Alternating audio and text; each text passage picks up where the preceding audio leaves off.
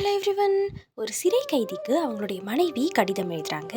அன்புள்ள கணவரே, நீங்கள் சிறைக்கு போனதுக்கு அப்புறமா நானும் நம்மளுடைய குழந்தைங்களும் வருமானம் இல்லாமல் தவிச்சிட்டு வந்துட்டு இருக்கோம். நம்ம வீட்டுக்கு பின்னாடி இருக்கக்கூடிய கல்பாறை நிலத்தை பண்படுத்தி தோட்டம் அமைச்சு காய்கறி பயிரிட்டு அது மூலமாக வரக்கூடிய வருமானத்தை வச்சு குடும்பத்தை ஓட்டலான்னு நான் நினைக்கிறேன். ஆனால் அந்த நிலத்தை தோன்றதுக்கான வழி தான் எனக்கு தெரியல அப்படின்னு எழுதுறாங்க. அந்த கைதி பதில் எழுதுறாரு, நீ குடும்பத்தை சமாளிக்கிறதுக்கு வேற ஏதாச்சும் பிளான் பண்ணிக்கோ, ஆனால் அந்த நிலத்துல மட்டும் கை வைக்காத. ஏன்னா நான் கடத்தி வச்சிருக்க தங்க கட்டி எல்லாம் அங்கதான் புதைச்சி வச்சிருக்கேன். நீ அங்க ஏதாச்சும் பண்றேன்னு போய் எனக்கு அந்த இடத்த மறக்க வச்சிடாத அப்படின்னு இவர் எழுதுறாரு. அந்த மனைவி பதில் எழுதுறாங்க, யாரோ ஒரு கூட்டத்துக்காரங்க பொக்லைன் இயந்திரம் வச்சு நிலத்தெல்லாம் பாறையெல்லாம் அகற்றிட்டாங்க, நிலம்லாம் இப்ப சீராயிடுச்சு, ஆனா நீங்க சொன்ன மாதிரி தங்க கட்டி எதுவும் அங்க இல்லையே அப்படின்னு எழுதுறாங்க.